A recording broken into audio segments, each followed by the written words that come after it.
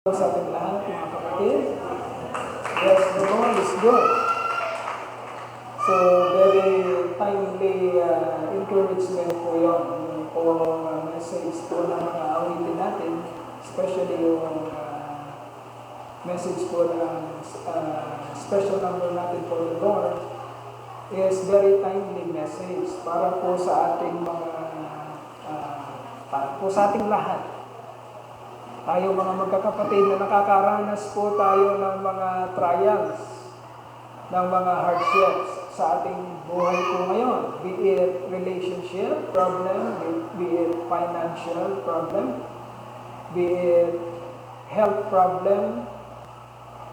Marami po sa atin nakakaranas ng ganong mga trials, o mga sabihin natin sufferings sa ating buhay. Pero tinuturo po ng awitin kanina na ang mga trials po noon, kung hindi siya self-inflicted, yung mga sufferings po na hindi naman self-inflicted o hindi cause ng ating pong mga sins o mga pagkakamali, ito po ay blessing mula sa Lord. Blessing talaga siya. Sapagkat sometimes we are too busy sa ating pong buhay bilang tao, medyo nakakalimutan natin mag-focus sa Panginoon. The only time that God can catch our attention is when binibigyan niya tayo ng mga pagkakasakit, ng mga problema hindi natin inaasahan. At nakikita natin ang ating mga sarili, we are so helpless, wala tayong magawa, nako-corner tayo sa edge ng ating buhay, nako-corner tayo sa ating buhay, na ang tanging magagawa lang natin, lalo na pag nagkakasakit tayo, hindi tayo makalabas, yung pagiging busy natin, hindi na natin magawa, dahil we are confined in a situation wherein kayang-kaya tayong suluhin ng Panginoon at makipag-usap sa Kanya. Okay? Yung mga time na yung mga kapatid ay blessing. Because our God is not so much in our physical appearance, sa ating material physical appearance.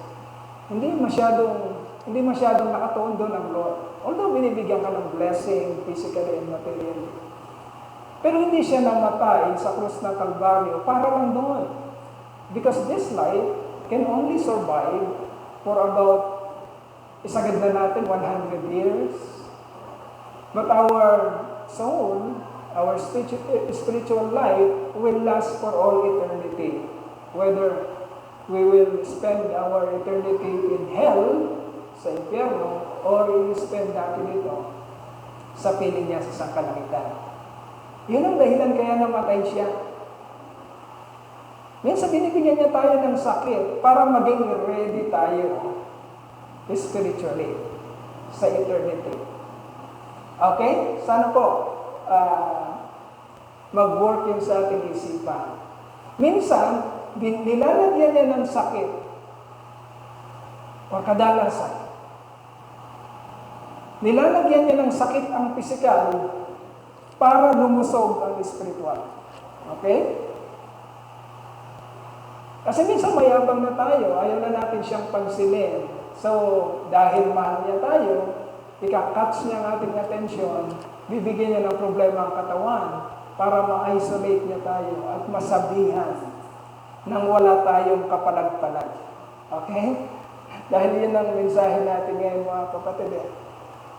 The story of Joseph, part 8, in the hands of the Almighty God.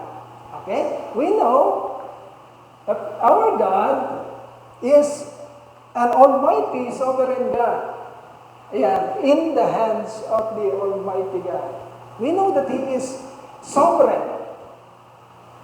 Nakapangyayari, walang humuhulagpos sa Kanya, walang mas mataas sa Kanya. Kung anong nais niya, yun ang magaganap. Kung anong pinermit niya, kung anong inintensyon niya, yun ang magaganap. Lahat ng bagay, all in the hands of our Almighty Sovereign God. Even the situations of our life, our problems, our sickness, our health, nasa kamay yan ng Lord. At ginagamit niya yan, pinaglalakit-lakit niya yan, sabi ng Romans chapter 8 verse 28, para sa ikabubuti ng mga taong hinirang niya. At ang mga taong hinirang niya ay nagmamahal sa Kanya. Okay? He caused the elect to love Him, na mahalin siya sa pamamagitan ng pagpapakita sa kanila kung sino siya. Okay? The story of Joseph, part 8, in the hands of the Almighty God. Okay? Ang buhay po natin mga kapatid, ang buhay ng sangkatauhan ay nasa dalawang kalalagayan.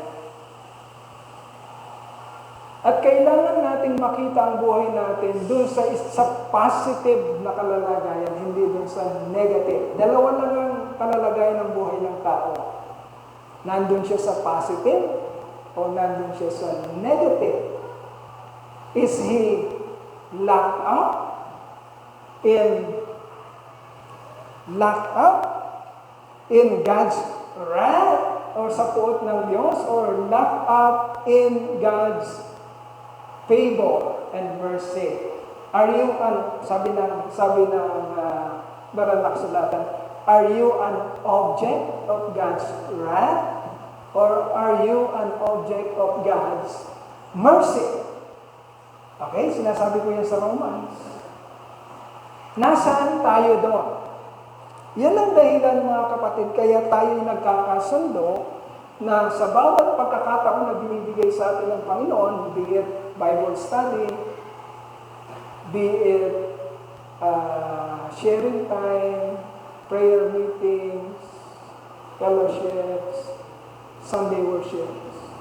Yan ang dahilan mga kapatid, kaya binibigyan tayo ng panahon ng Panginoon para maintindihan natin, malaman natin ang kanyang mga panukala at maigiya niya tayo. Maigay papunta po sa kanyang daan. Because we don't have any other option but God.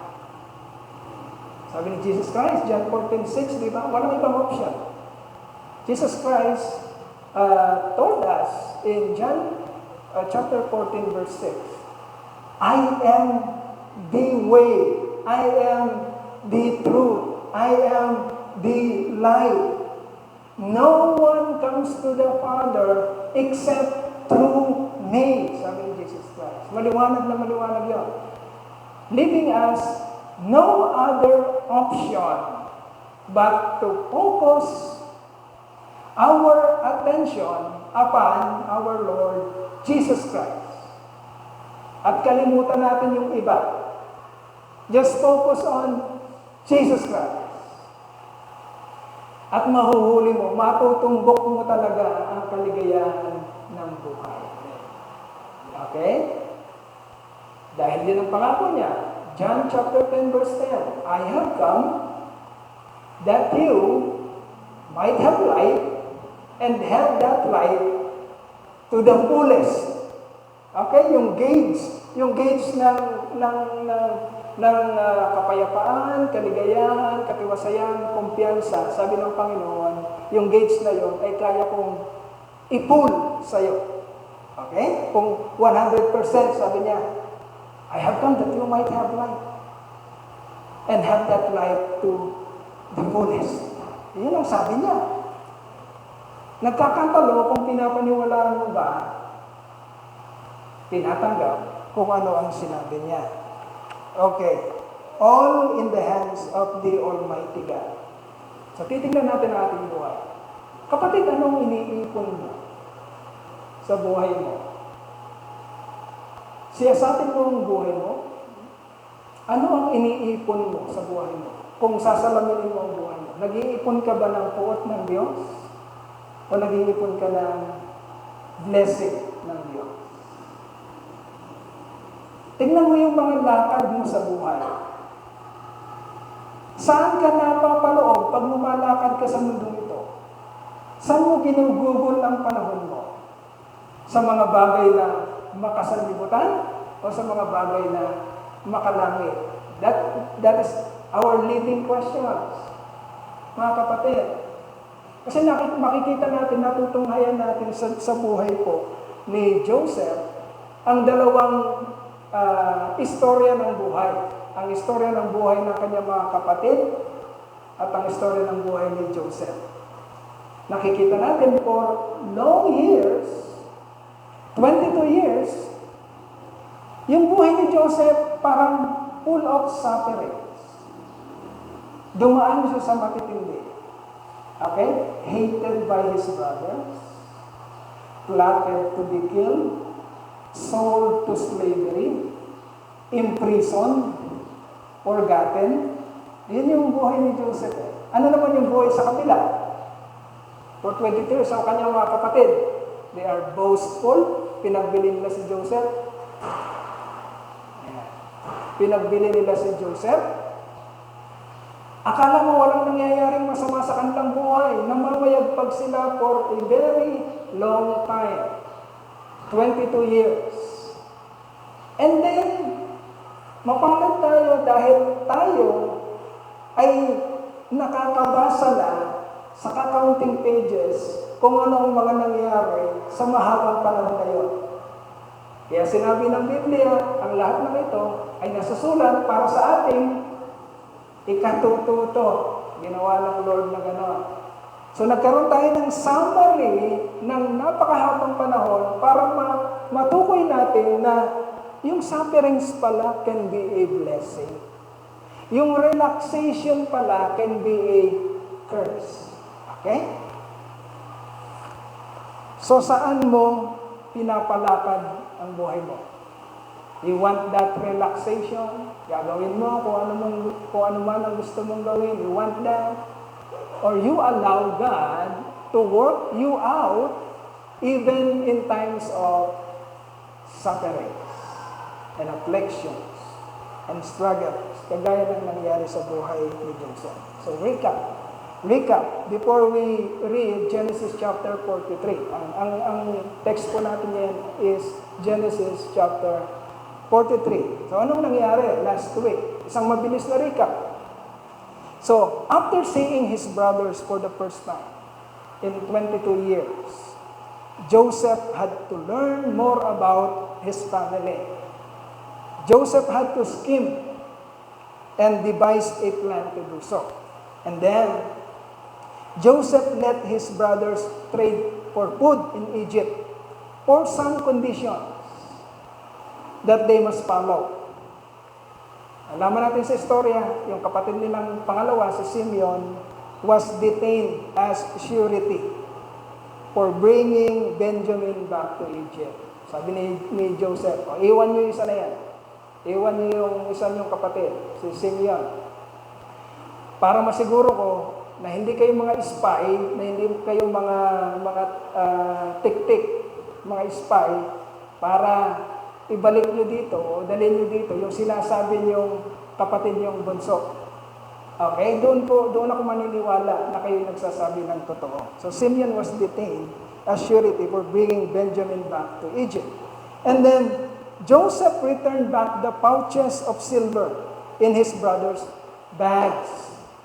Yung pinamili nila, hindi pinabayaran ni Joseph, isinuli niya ng palihim sa mga bag ng kanyang mga kapatid. Bakit niya ginawa yun? To trap them and oblige them to do what they have told. Okay? Para wala silang kapalag-palag. Remember, ang pinag-uusapan natin dito mga kapatid is, everything is in the hands of God. Walang huhulagpos doon. Kapatid, kailangan nating maunawaan ng mabuti, matandaan natin sa buhay natin. Hindi ka humuhulagpos sa Diyos, makakala mo humuhulagpos ka sa Diyos. Everything in your life, in my life, in our life, in this planet Earth, in the whole universe, is in the hands of the sovereign, almighty God. Yun ang matutunghayan natin dito sa istorya na ito. And then, Joseph's brothers told Jacob, their father, the whole story and asked him to allow Benjamin to go back with them. But Jacob refused. Ayaw ni Jacob. So Reuben persuaded his father Jacob to entrust Benjamin to him and pledged even the lives of his 2 sons. But Jacob also was not persuaded. Okay? So months had passed. Nakakuha ng pagkain, nakabili ng pagkain ng magkakapatid sa Egypt. Alam natin ang istorya. Nilet go ni Joseph ang kanyang mga kapatid pero pinaiwan si Simeon. Pero dahil sa scheming at sa wisdom ni Joseph, alam niya na maglalas o mauubos yung biniling pagkain. Alam niya yan. Alam niya na maaaring sa unang arangkadahan ay hindi pumayag ang kanilang ama na ipadala ang kanyang kapatid, si Benjamin. Pero, ilang taon ng famine? 7 years. So yung supply, yung provision ng pagkain na mabibili ng bawat foreigner doon sa Egypt ay hindi naman for 7 years. Okay? Maaaring makabili sila ng ilang salo. Dahil sa wisdom ni Joseph, kailangan babalik-balik sila doon, makakabili sila, pero hindi yun maglalast ng matagal. Okay? So, months have passed. Maybe 3 months or more. The grains they bought from Egypt was consumed and no more left. They had no choice now, all in the hands of the Almighty God, they had no choice now but to decide in favor of Joseph's command to them. Ano yung command ni Joseph? Bumalik kayo dito, isama nyo ang inyong bunsong kapatid. Yan ang command. At alam ni Joseph na gagawin ng mga kapatid niya. Bakit? Alam ni Joseph na hindi pwedeng tumagal ang kanilang pagkain na binili sa Egypt. Bakit alam ni Joseph? Alam kasi ni Joseph na 7 years ang famine. Kita niyo yung istorya? Under God's sovereign will, mga kapatid, papatakbuhin niya kung anong dapat dumaloy sa istorya. Now we will read. And as we read, we will explain, we will expose kung ano yung nandito sa chapter 43. The title is, In the Hands of the Almighty God. Verse number 1 of Genesis chapter 43. Verse number 1 and 2. Now the famine was still severe in the land. So when they had eaten all the grain they had brought from Egypt, so when they had eaten all the grain they had brought from Egypt, their father said to them, eto na, ubos na, go back and buy us a little more food. Then naubos na. Okay, sabi natin kanina, maybe ang provision na nabili nila ay nakatasa lang for maybe 3 months or more. So, natiis nila si Simeon ng ganong katagal at na-hold ni Jacob ang kanyang anak na si Benjamin for 3 months. Nag-refuse siya na i-let go si Benjamin.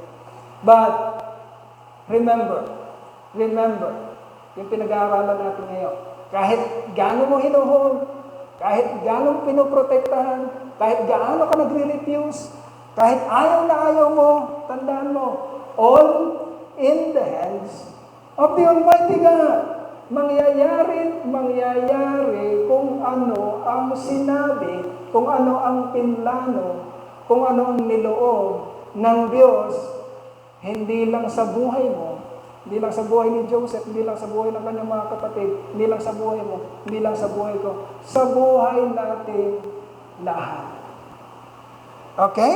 All in the hands of the Almighty, sovereign God. So the God planned and orchestrated famine was how many years? 7 years. Pero sa istorya, nalaman natin mga kapatid, na sa 7 taon ng taggutom, ilang taon na ang lumipas? Kung sumusunod kayo, 2 years na. So, ang hinihintay na lang na famine dito is 5 years. Bakit lumipas ang 2 taon? Malamang, yung 2 taon na yon, may reserba pa na pagkain ang mga foreigners, ang mga kanugnog na lugar. Pero yung 2 taon na yon, i-drain lahat ng reserba mo. Okay? Mauubos lahat. Kaya darating ka talaga sa problema na mangangailangan ka. At yung pangangailangan mo ng pagkain ay maglalast pa ng 5 years. Okay? So the God plan, an orchestrated famine was 7 years. And people came by to Egypt under Joseph's supervision food that will last only for months. Hindi sila makakabili ng, meron akong pera, bibili ko ng pang 1 taon, o pang 2 taon, o pang 3 taon, o pang 5 taon. Hindi sila makakabili ng gano'n.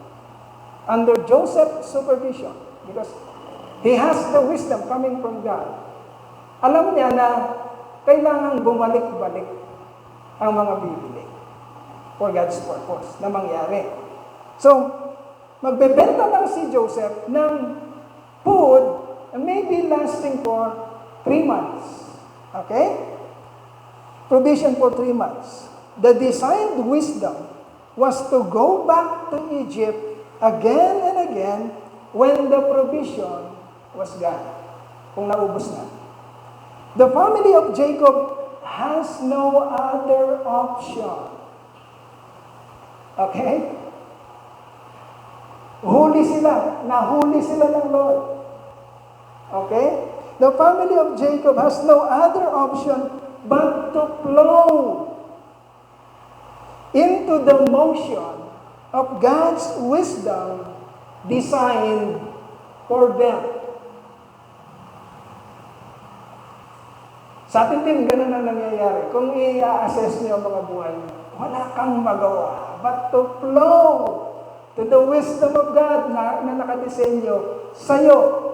Nagkakatalo lang kung maaga mo ba yung natatanggap o huli mo na yung matatanggap.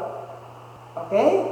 Kasi pag maaga mo yung natanggap, yung kaligayahan, maagang darating sa'yo. Kung huli mong natanggap yon, yung kaligayahan mo, medyo late na. Pero at least, nakita mo pa rin. Okay? So they must flow into the motion of God's wisdom designed for them. So Jacob begged his son. Sabi ni Jacob, wala tayong makain. Mga anak, balik naman kayo ng Egypt. Wala tayong grains. Wala tayong isasaing. Wala tayong gagamitin para makain. Go back to Egypt and buy us a little more food. Yun ang sabi ni Jacob. And then, verse 3 to 5, it says, but Judah, tandaan niyo, young people, sino yung nagsasalita? Sino nagsasalita? Judah. May, sa istorya kasi na mag-unfold sa redemptive plan of God, napakalaki ng importansya ng buhay ni Judah. Saan galing si Jesus Christ? Anong tribe? Judah. Okay. Listen very carefully. Verses 3 to 5. But Judah said to him, the man warned us solemnly, you will not see my face again unless your brother is with you. If you will send our brother along with us, we will go down and buy food for you. But if you will not send him, namely Benjamin, we will not go down. Because the man said to us, you will not see my face again unless your brother is with you. Okay. Nagsasalita si Judah as if naiintindihan niya ang nangyayari, pero hindi pa niya naiintindihan. So unknowingly, Judah seems to flow into the motion na parang naiintindihan niya. Unknowingly, Judah flowed and go back to the design of God as he answered the request of his father Jacob Okay? Inuutusan mo kami ngayon. Di ba sinabi na namin sa iyo, Ama, na hindi kami pwedeng bumalik ng Egypt? Seryoso yung kausap namin doon. Seryoso yung mama doon na nagsusupervise. Si Joseph. Seryoso siya. Sabi niya, hindi kayo pwedeng bumalik dito hanggat hindi niyo dala-dala ang inyong kapatid na bunso na sinasabi niyo na meron kayo para mapatunayan hindi kayo spies. Okay? You already knew that. Father, sabi ni Judah, you already knew what it takes for us to go back to Egypt. The man warned us sincerely. Okay? But if you will let Benjamin go with us, kung papayagan nyo si Benjamin na maisama, pabalik doon, Father, aalis kami. Pero kung hindi, manigas tayo sa gutom. Parang dahil mas matindi yung kakaharapin namin doon kaysa sa pressure namin sa inyo. Okay? Okay? That is the term. So that's the term. And then in verse 6 to 7, eto na. Because all in the hands of the Almighty God, all in His sovereignty, walang magawa si Jacob. Kahit ayaw na ayaw niya. Sabi ng verse 6 to 7, Israel asked. Sino si Israel? Jacob. Yun ang pangalan ni Jacob na binigay sa kanya. Kailan binigay yun sa kanya, young people?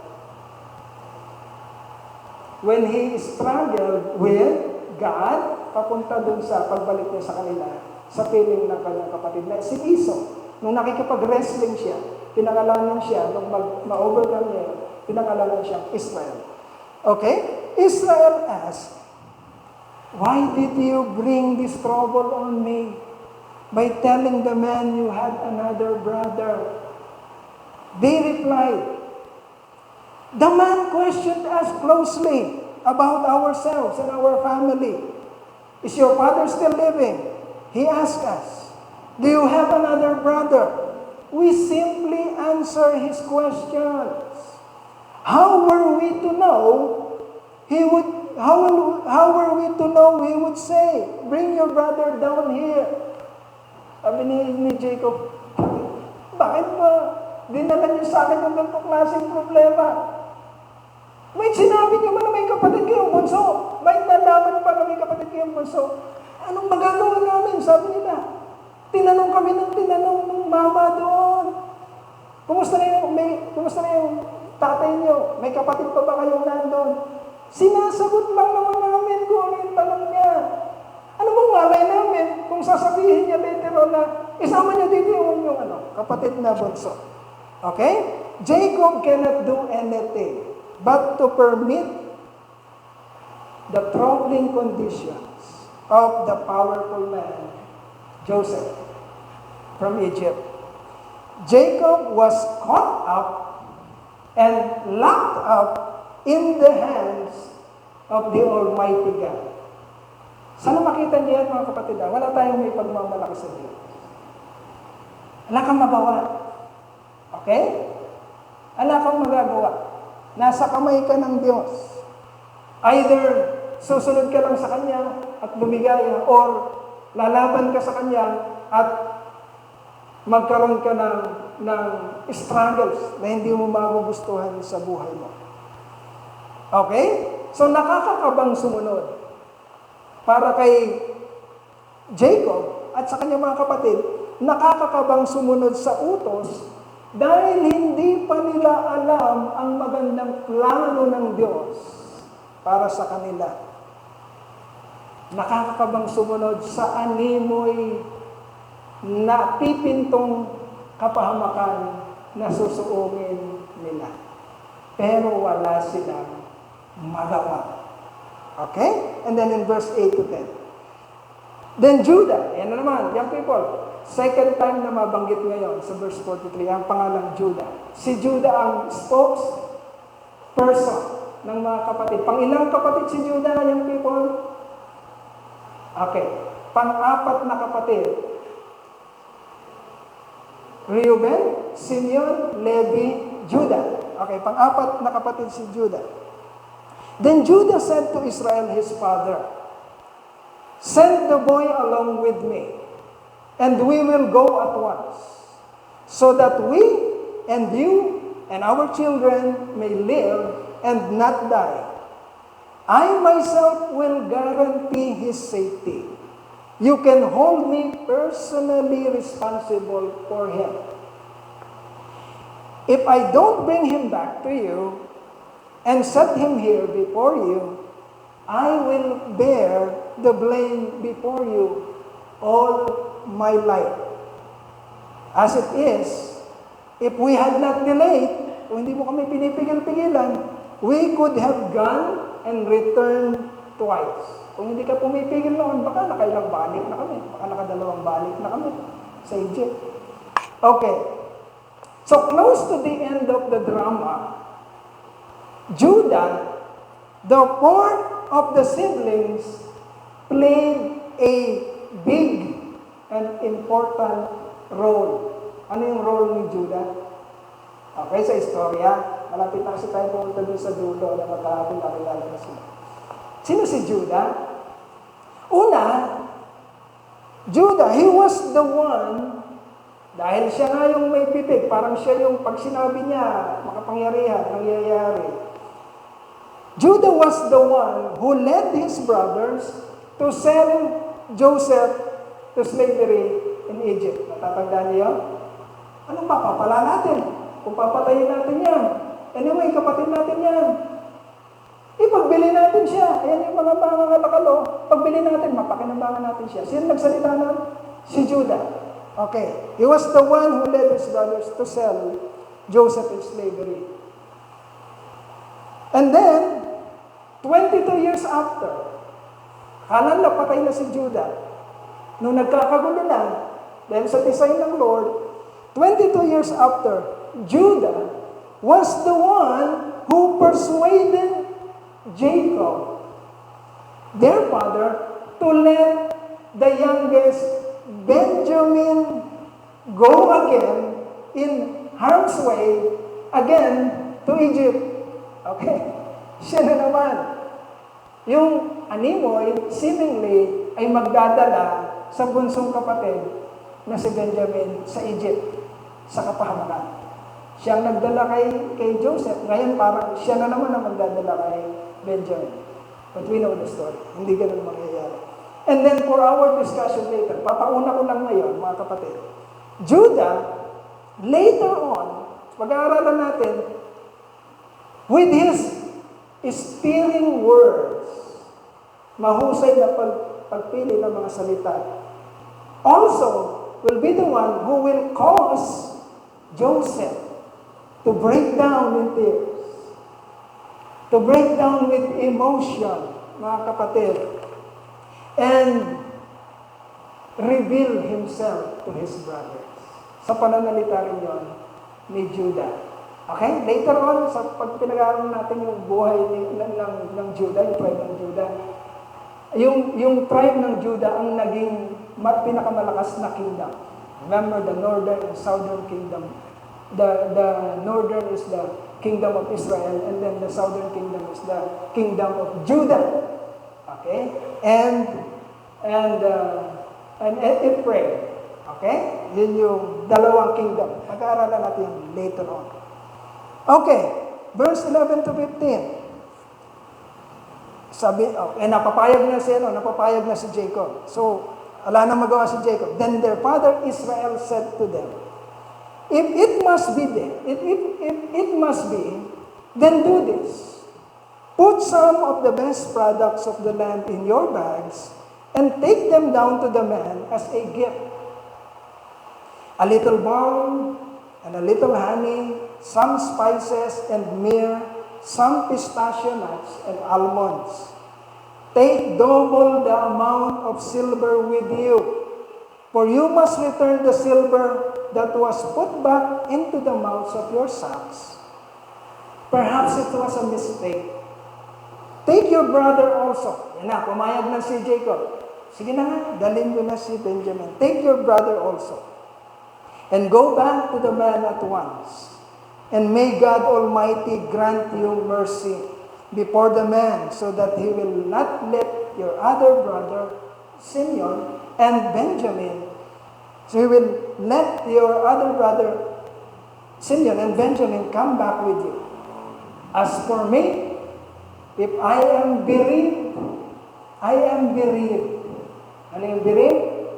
Kung mawawalan ako, kung mauulila ako, wala akong magagawa. So nakita na ni Jacob, wala siyang magagawa. Pero hindi pa nila alam na design ito ng Diyos sa kanila. Pero wala silang magawa kundi sumunod doon sa design na yon. So the men took the gifts and doubled the amount of silver, and Benjamin also. So,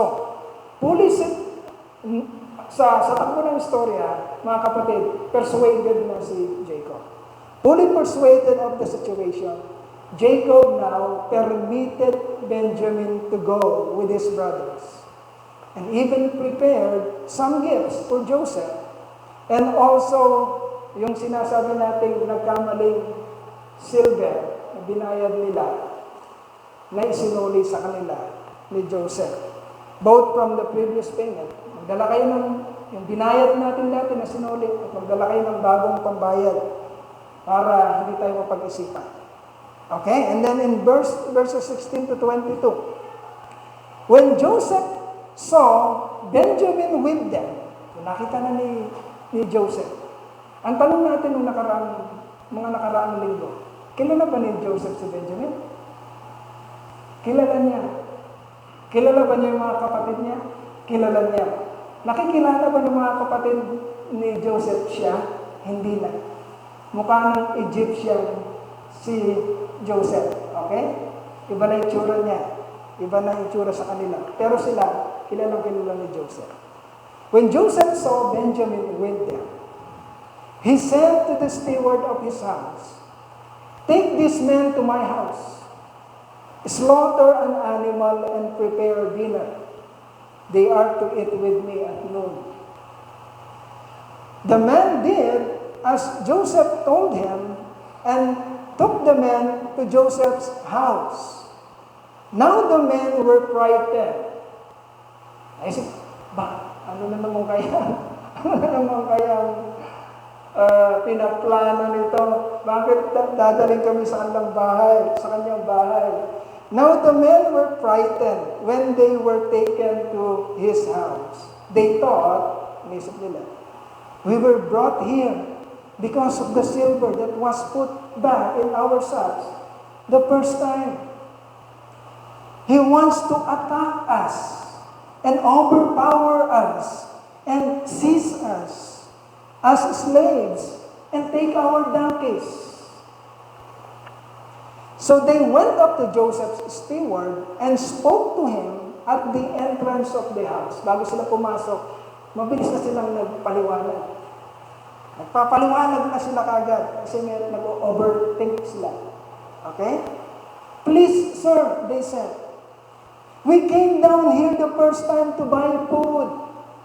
But at the place where we stopped for the night, we opened our sacks, and each of us found his silver, the exact weight, in the mouth of our sack.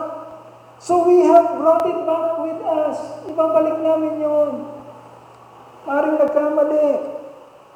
"We have also brought additional silver with us to buy food. We don't know who put our silver in our sacks." Okay? So, makita natin dito, patay mali siya si Joseph. Okay?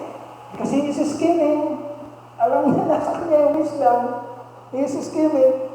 Joseph continued his scheme. And his brothers were frightened all the more. Lalong takot na takot ang kanyang mga kapatid. Okay? His brothers overthink. Inuunahan na nila yung nag-overthink sila. And feared the unknown events leading to their premeditated harm or premeditated destruction. Akala nila, tapos na tayo dito. Yari na talaga tayo dito. Kaya, sa overthinking nila, Agad-agad silang magpapaliwanag. So because of this, they attempted an explanation, which was, yung explanation na yung mga kapatid, totally not needed. Okay? Pero pinakita sa atin ng Panginoon yung mga tendencies natin bilang tao. Okay? Overthinking. Tandaan mo, overthinking is useless sa ating mga mananampalataya. Ano sinabi ng Bible? Do not be anxious about tomorrow, for tomorrow will worry about itself. Each day has enough trouble of its own. Kami siya itong mag-aalala. Kami pa overthink. Ano mga mangyayari? Meron kang Diyos. Hayaan mong dumaloy ang buhay mo dahil ang buhay mo ay nasa kamay ng mga Diyos. Overthinking is useless most of the time in our lives. It may lead you to self-destruction and self-inflicted struggles. Pag nag-overthink ka, hayaan mo lang, kapatid. Hayaan mo lang na gawin ng Diyos ang kanyang process sa buhay mo. Magtiwala ka lang. Makikita mo later on. Liligaya ka sapagkat naniniwala ka sa pangunguna ng Diyos sa buhay mo. And then verses 23 to 24. Paliwanag sila, and then nagulat sila sa sagot ng steward ni Joseph. Sabi ng steward ni Joseph, it's all right. Anong nga pina-explain nyo? Anong problema? It's all right, he said. Don't be afraid. Your God, the God of your father, has given you treasure in your sons. I received your silver. Sabi nung Then he brought Simeon out to them. Para mapanatag sila ng gusto, inilabas na sa kanila yung kapatid ng nakulong, si Simeon. The steward took the men into Joseph's house, gave them water to wash their feet, and provided fodder for their donkeys. And then in verse 25, they prepared their gifts for Joseph's arrival at noon, because they had heard that they were to eat there with Joseph. Okay. So the steward assured the brothers of Joseph that they have nothing to be afraid of. Okay, ang magalala. It's alright. Alam namin ang nangyari. It's alright. Huwag kang matakot, kayo matakot. So the steward's words gave them a sense of relief and peace of mind for that moment. Okay? Kasi kailangan nila yun. Na magkaroon sila na mapanatag sila. Bakit kailangan nilang mapanatag? Kasi babanatan na naman sila ni Joseph maya-maya ng kanyang scheme. So ang plan is, kailangan mapanatag sila. Okay? The steward's words gave them a sense of relief and peace of mind for a moment, which they badly needed for a time being. And then in verses 26 to 28, when Joseph came home, they presented to him the gifts they had brought into the house, and they bowed down before him to the ground. Take note of these verses. Dalawang beses ditong babanggitin yung bowed down to the ground. That's a very important event na mababasa natin. Verse 27. He asked them how they were, and then he said, "How is your aged father you told me about? Is he still living?" They replied, "Your servant, our father, is still alive and well." And they bowed low again to pay him honor. Okay, anong napansin niyo dyan? They bowed down twice. Okay? They bowed low to pay respect to Joseph. Bakit importanteng mababasa natin ito? Ha? This pay of respect, my dear brothers, listen very carefully. Kasi habang nagbabasa tayo ng istorya, mga kapatid, Pag pinagtatagni-tagni natin, Tagalog words yung pinagtatagni-tagni, no? Pinagdudugtong-dugtong natin ang mga events, mga kapatid. Lalo tayong nakakaunawa, at pag nakakaunawa tayo, mga kapatid, tumataas ang ating paniniwala at pananampalataya sa mga salita ng Diyos. Kung binabasa mo ng salita ng Diyos, okay. Hindi ka nagme-meditate. Wala kang aanihin. Okay? Yun ang rule, mga kapatid. Kailangan maunawaan mo mabuti, sapagkat yung pagkaunawa mabuti sa salita niya ang magpapalago ng iyong paniniwala, pagtitiwala at pananampalataya sa Kanya at sa Kanyang mga salita. Okay? They bowed low to pay Him honor. This pay of respect was done multiple times now in the story. At least sa mga nabasa natin, mga kapatid. This event shows us the faithfulness of God in Joseph's life. Sapagkat kung hindi natin mababasa later on na magkakatotoo nga yung imposibleng mangyari. Kasi gustong patunayan ng mga kapatid ni Joseph. Ano? Yuyukot kami sa harapan mo, kaming mga kuya mo. Yung magulang mo, yuyukot sa iyong harapan. Imposible, kapatid. Patayin ka namin ngayon eh. Parang gano'n. Yuyukot kami sa iyo, patayin niya. Di ba? Sa isip na, imposible. But everything is in the hands of the Almighty God. Kung ano ang sinabi niya, imposible man yun sa isip mo, kapatid, mangyayari at mangyayari. At ito na yung panahon na nangyari kung ano yung sinabi ng Panginoon kay Joseph. This event shows us the faithfulness of God in Joseph's life. He promised this event to Joseph when Joseph was only 17 years old. And now Joseph was 39 years old. So 22 years old. And it is happening multiple times now in front of him. At meron pang mga susunod as we progress in the story. There are many promises given to us, mga kapatid. Thousands of promises were written here in God's Word. And all those promises, mga kapatid, ay para sa kanyang mga hinirang. There are many promises given to us by God in the Bible.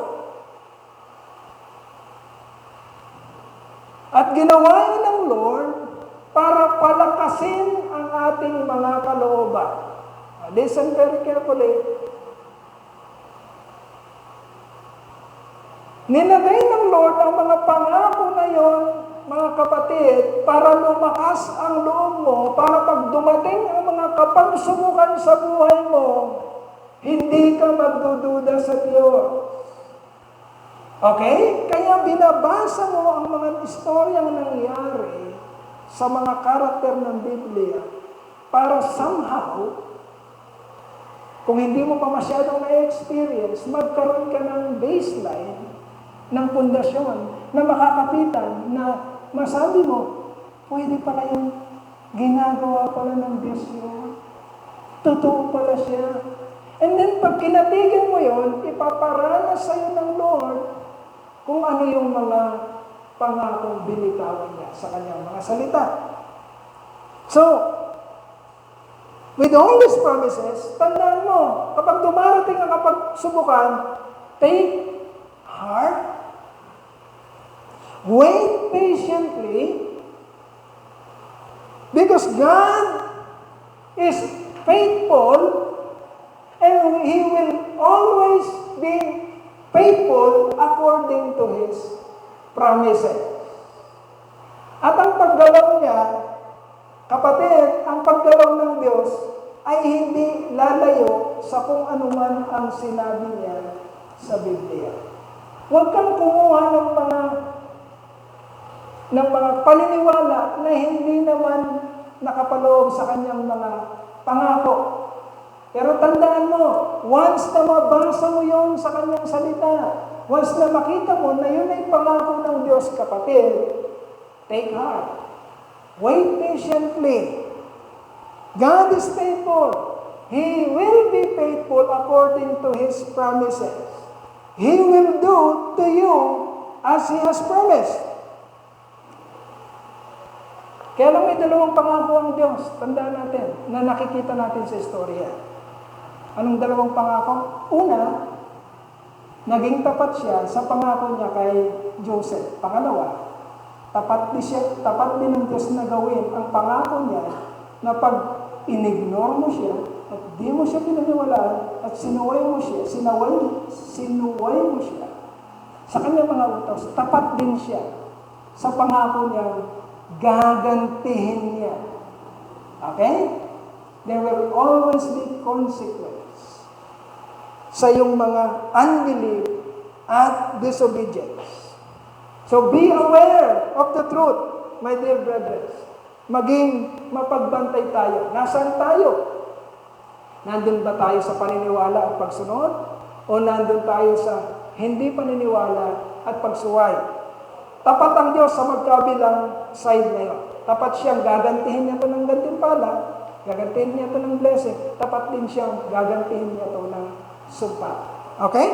So, verses 29 to 30. Ano lang ito? Dalawa. As he looked about and saw his brother Benjamin, his own mother's son, he asked, "Is this your youngest brother, the one you told me about?" Nagpipretend si Joseph. Okay, sabi niya, ito ba yung bunso niyong kapatid? Yung sinasabi niyo sa akin, bunso niyong kapatid? Para hindi ano ang kanyang mga kapatid? Is this your youngest brother, the one you told me about? And he said, God be gracious to you, my son. Verse 30, deeply moved at the sight of his brother, Joseph hurried out and looked for a place to weep. He went into his private room and wept there. Okay, hindi mapigilan ni Joseph. Nag-i-escape siya. Tinatrabaho niya ang mga kalooban ng kanyang mga kapatid. Pero alam natin si Joseph, mababa ang kalooban ni Joseph. So even though Joseph was deeply moved, seeing Benjamin, his youngest brother, his full brother, in 22 years, he had to control his emotion. He had to control himself for a little while to complete God's design of salvation for his family. He must see to it, Joseph must see to it first, that his family is prepared and ready to believe and accept the new life God designed for them. Kasi ililigtas ng Diyos ang Israel. Okay? Bubunutin niya pansamantala ang Israel sa panahon ng kagutuman. Kasi matagal pa, dadalhin niya sa Egypt. Yun ang design for a while. Hindi sa panghabang panahon, for a while. Paparamihin niya sa Egypt ang lahi ng Israel. Yan ang design. Alisin sa Canaan for a while, dadalhin sa Egypt, tatagal sila nun, hindi babalik ulit sa Canaan. Okay, and then, verse 31 to 32. After Joseph had washed his face, he came out and, controlling himself, said, serve the food. Bigay ng mga pagkain. They served him by himself, the brothers by themselves, and the Egyptians who ate with him by themselves, because Egyptians could not eat with Hebrews, for that is detestable to the Egyptians. Okay, so ang tanong doon, bakit kailangan kumain ng hiwalay si Joseph sa mga Egyptians? Ay, di ba siya ang second to the highest rank? Okay, but hindi pwedeng kumain si Joseph kasama ng mga Egyptians. Because Joseph was following the laws of the Egyptian system. Ang system na ito ay caste system. Ang caste system, meron pa rin mga bansa ngayon, mga kapatid, na pinapractice yung caste system. Maybe in India, parang gamit pa rin lang caste system. Ang ibig sabihin ng caste system, yung rich ay hindi makikipag-associate sa mga poor. Okay? Merong status ang mga rich na hindi sila makikipagsalamuha sa mga poor. So, kadalasan sa mga bansang ganito, nananatiling mayaman na mayaman ang mga mayayaman at nananatiling mahirap na mahirap ang mga mahirap. Ganito ang mangyayari sa mga Hebrews o sa mga lipi ni Israel sa mga susunod na panahon. Makikita natin sa buhay ni Moses, sa pag-aaralan natin. Okay? He was following the laws of the Egyptian caste system. Egyptians considered themselves highly intelligent, sophisticated. That is why they looked down on other people, foreigners. They looked to them as inferior to them. That is why Joseph, as a Hebrew, could not eat together with the Egyptians. Even though Joseph outranked them. Kahit mataas ang ranggo ni Joseph sa kanila. But because he is a Hebrew, kailangan sumunod siya sa batas ng Egypt. And then lastly, verses 33 to 34. Lastly, the men had been seated before him in order of their ages, from the firstborn to the youngest. And they looked at each other in astonishment. Nagtataka sila. Kasi inutusan ni Joseph, yung kanyang steward na, yung mga seat nila ibigay mo sa kanila. Ito si Joseph ang nagano. Kilala ni Joseph silang lahat eh. Nagtaka sila na arrange sila as per their age. Okay? Naka-arrange sila. Hindi sila umupo ng sarili nila. In-arrange sila ni Joseph from the youngest to the eldest. Kaya nagtataka sila. Joseph must have given them a clue. Nagbibigay na lang po kasi malapit na tayo. So, sunod, darating din tayo na magpapakilala si Joseph. Pero hindi natin pag-usapan ngayon. Okay? So, Joseph's brothers were ordered to be seated in front of Joseph, orderly from oldest to youngest. Young people, sa ulan nyo ba? Importante yan. Eh, sa plan of God's redemption, makikita nyo saan napunta yung mga kapatid niya later on, pag tumakbo ng story. Sa ulatan niyo, mga young people, from oldest to youngest, Reuben, Simeon, Levi, Judah, Dan, Naphtali, ano pa? Gad, Asher, Isakar, Sibulon, Joseph, Joseph, and Benjamin. Si Dina, hindi natin binabanggit kasi babae. 12 sila. So, ilang seat yung nilagay doon? Ilang seat? 11 lang. Okay? Kasi si Joseph, siya nasa kabusera. So, 11 lang yung nandun. Okay? So, they feasted, they drank freely with Joseph.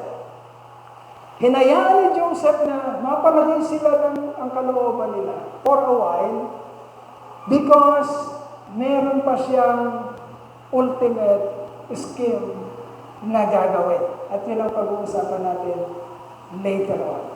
For now, tingnan natin mga kapatid yung ating pong take home, yung summary. Yeah. So, everything is in the hands of the Almighty God. Either you ignore and disobey Him and be displayed as an object of His wrath, or you believe and obey Him and be a living example of His grace and His mercy.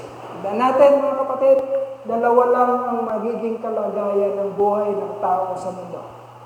Either you are on the negative side, an object of God's wrath, or you are on the positive side, an object of God's mercy. Assess yourself.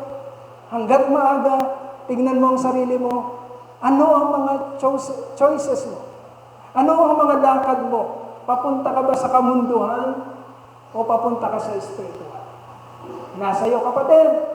Tignan mo mabuti ang nangyayari sa buhay mo. Bigay po natin ang papuri at pasasalamat sa ating Panginoon. Tayo po'y manalangin. Hallelujah, hallelujah, hallelujah. O Ama naming dakila, salamat po Panginoon sa pagbibigay mo ng tiyaga sa amin. The seemingly uninterested words or chapters in the Bible na minsan ay dinadaanan lang namin, di namin binibigyan ng pagkakataon na ma-meditate o maintindihan mabuti. Lord, yun pala, Panginoon, kung iaalaw ka namin at ang banal na Espiritu na mag-work sa amin. Ang mga verses at chapters po na ito ay hitik sa katotohanan at magbibigay po sa amin ng aral upang palawigin ang aming pong paniniwala at pananampalataya sa iyo. Ama, salamat po sa buhay ni Joseph. Salamat po sa mga katotohanan na itinuturo mo sa amin sa pamamagitan po ng kanyang buhay. Ama, aming Ama, ang aming pong narinig ay hindi lamang po binaliwala namin. Naway ito'y naunawaan namin. At nawa ang pagkaunawa namin ay magbunga ng matinyas na pananampalataya at kumpiyansa sa iyo bilang aming Diyos, bilang aming manlilikha, bilang ang aming makapangyarihan, tagapangunang Diyos sa aming buhay. Ama, sa iyo po ang papuri, sa iyo po ang pasasalamat, sa iyo po ang pagsamba. Tinataas po namin sa pangalan po ng iyong anak, ang aming Panginoon at tagapagligtas na si Jesu Cristo. Amen. Amen. Amen.